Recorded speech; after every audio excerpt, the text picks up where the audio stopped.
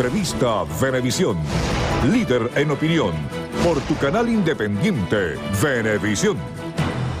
¿Qué tal, amigos? Muy buenos días. Sean todos bienvenidos a Entrevista Venevisión. Ya estamos listos para nuestra conversación con el diputado ante la Asamblea Nacional, William Dávila. Él también es miembro de la Comisión de Política Exterior. Gracias por estar con nosotros esta mañana. Gracias, Andrina. Muchas gracias por la invitación. Buenos días a todos.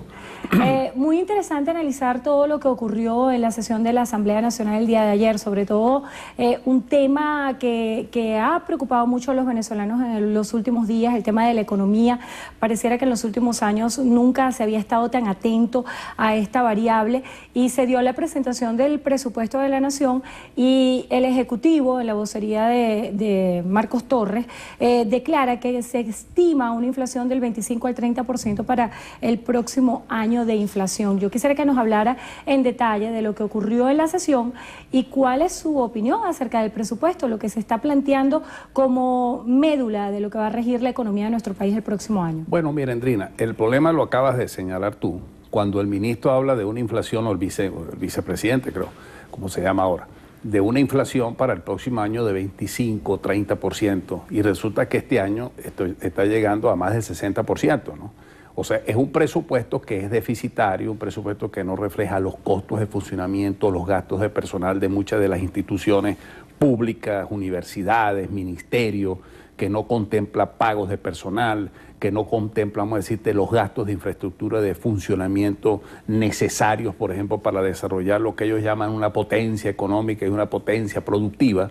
Entonces, es un presupuesto que está sustentado básicamente hasta el mes de, yo diría hasta prácticamente de inmediato arranca un presupuesto paralelo que es el de los créditos adicionales. Vas a ver tú que no termina el mes de enero del próximo año cuando ya entra la primera solicitud de créditos adicionales. Eso sucedió en este presupuesto del 2014, que son 300.000 millones de bolívares más de lo previsto para el presupuesto del 2014, y lo mismo va a ocurrir en el 2015. Entonces, mientras el gobierno no sincere el problema económico, es decir, realmente ataque la inflación, le dé estímulo a los factores productivos nacionales, establezca una política de importaciones en base a las cosas que se necesiten para desarrollar económicamente el país, sembremos realmente el petróleo como debe ser, nosotros vamos a seguir teniendo presupuestos deficitarios. ¿Qué pasó ayer? Que vimos la misma retórica de siempre.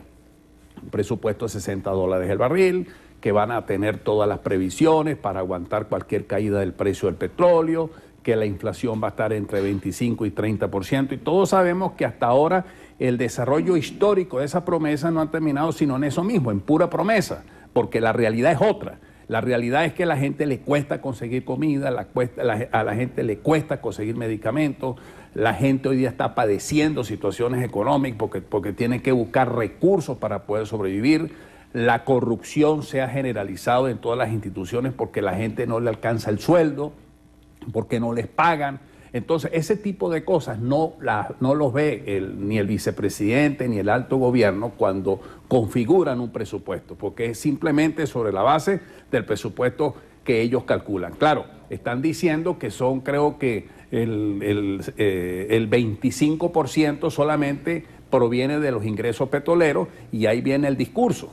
Un país que se está independizando del petróleo, que ahora va a depender básicamente de los impuestos, son 500.000 millones que están previendo en recaudaciones impositivas, pero el Estado es el que produce la mayor parte de los ingresos. Entonces, como el gobierno sabe que el presupuesto es deficitario, pues vendrán los impuestos, el aumento de los impuestos, vendrá una política tributaria que va a afectar a las clases medias, a los sectores más necesitados, porque el gobierno necesita recursos para poder equilibrar las cuentas fiscales. En contraste a eso que usted plantea, también en la presentación de este presupuesto se hacía énfasis en que se va a seguir con la agenda social y sobre todo considerando que el 2015 es un año electoral, ¿cuál piensa usted será el panorama? Que por ahí van las cosas. El gobierno tiene que garantizar el gasto de las misiones, porque esa es la base de sustentación político-social del gobierno. Tiene que garantizar los recursos a las Fuerzas Armadas, que es el nuevo poder económico y es la base de sustentación institucional del gobierno. Del régimen se sostiene porque tiene a los militares allí. Eso significa crédito, ya los bancos, los militares hoy día, o la élite militarista de este país, pues ya tiene bancos, ya tiene todo el comercio exterior, las industrias básicas, es decir, hay un nuevo poder económico, una nueva burguesía incrustada en el Estado venezolano y en los factores económicos del país. El gobierno sabe muy bien que de acuerdo con, no solamente con las encuestas, sino con la realidad que uno vive a diario, el gobierno perdería unas elecciones parlamentarias. Y ese es el temor que a mí me da, que ante el peligro de que el gobierno tiene en esa perspectiva, pues entonces comienza ahora a desarrollar un discurso político diciendo que si la oposición gana las elecciones parlamentarias, lo dijo el mismo Diosdado Cabello, eso significaría una política de desestabilización contra Nicolás Maduro, y eso no es así. En ese sentido, la transparencia del Consejo Nacional Electoral es determinante. Justamente el día de ayer se dio la juramentación del Comité de Postulaciones presidido por la diputada del PSUV, Blanca Cao.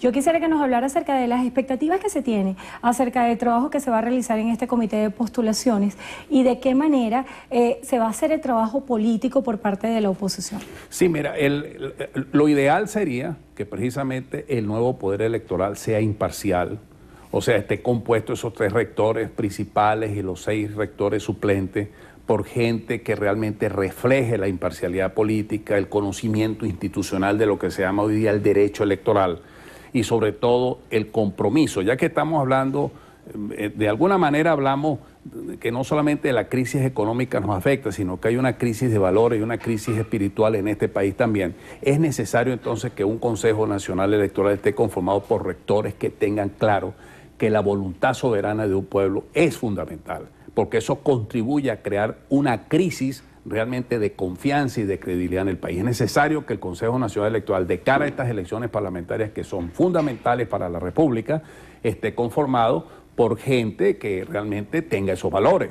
Y por eso que yo soy de los que pienso que es muy importante exigirle a la UNASUR, a la comunidad internacional, la presencia de observadores internacionales. ¿Qué diferencia tiene para usted, a su juicio, la observación internacional con lo que el Consejo Nacional Electoral ha denominado acompañamiento internacional, que es la nueva nomenclatura que se le da en los últimos procesos que hemos vivido en los últimos años? Porque el observador internacional tiene una fuerza institucional detrás. El acompañamiento es, como su nombre lo indica, no tiene una fuerza desde el punto de vista jurídico institucional, del derecho internacional. El observador refleja una posición internacional, puede expresar una posición clara ante una irregularidad y por eso es que al gobierno no le interesa la observación internacional, sobre todo la observación internacional cualificada, la observación internacional institucional. Yo recuerdo que hace unos meses yo tuve una exposición en el Senado de México y en la Cámara de Diputados, y un senador que estuvo aquí en las elecciones de abril del 2013 me dijo que era muy importante la observación internacional porque ellos incluso habían visto una situación irregular en unas mesas de votación y lo sacaron. No les permitieron dar una opinión en ese sentido. De manera tal de que él me dijo a mí, recuerdo, es necesario la presencia de una observación internacional y la comunidad internacional está claro en ese sentido. Diputada, exactamente en una semana usted va a estar en una audiencia que le concedió el Papa Francisco. Ya se nos agotó el tiempo, quisiera que en pocas palabras nos resumiera. ¿Cuál es el objetivo de esa audiencia? ¿Qué temas va a tratar usted con el Papa Francisco? ¿Y qué espera usted como respuesta? Bueno, mira, primero yo le agradezco a la Nunciatura y a la Prefectura ya que me extendieron esa invitación para una audiencia pues dentro de una semana.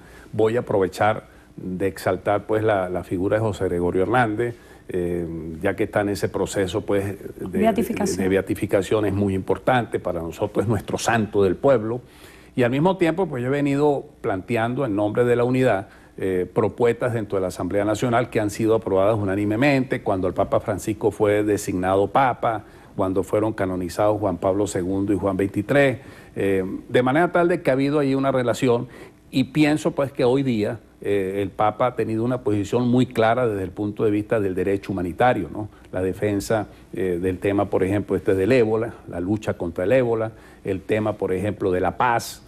Tenemos aquí el tema de los presos políticos, del regreso de los exiliados, es decir, hay un compendio de cosas importantísimas que uno puede tener en un momento pues de esa audiencia la oportunidad, voy a entregarle un documento, una carta, y eventualmente pues también aprovecho en nombre de los merideños de invitarlo a que nos visite Mérida. Juan Pablo II estuvo en Mérida, entonces vamos a ver si si logramos, pues por lo menos invitarlo a que nos visite en una de esas giras que seguramente tendrá pautada para América Latina y concretamente para Venezuela.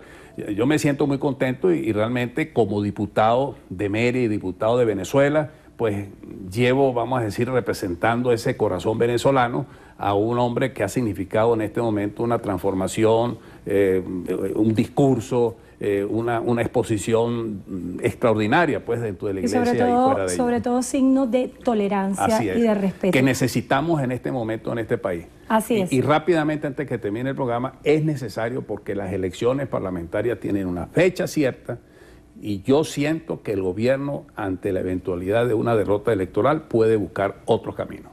Bueno, le damos las gracias al diputado ante la Asamblea Nacional en representación de la Unidad, William Dávila, por haber estado con nosotros hoy en Entrevista a Venevisión. Gracias, Andrés.